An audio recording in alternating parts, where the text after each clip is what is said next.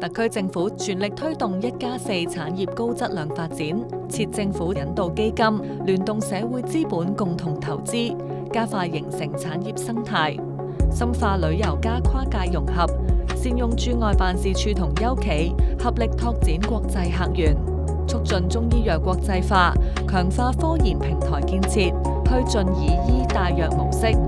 壯大金融新業態，健全金融法律法規，提升數字金融基建，深化中葡金融合作，加快科技園建設，優化政策，助力科企同產學研全發展，協同奧琴會展資源，推動優質國際項目落地並達成合作，多措並舉，紮實推動經濟適度多元發展，更好融入同服務國家發展大局。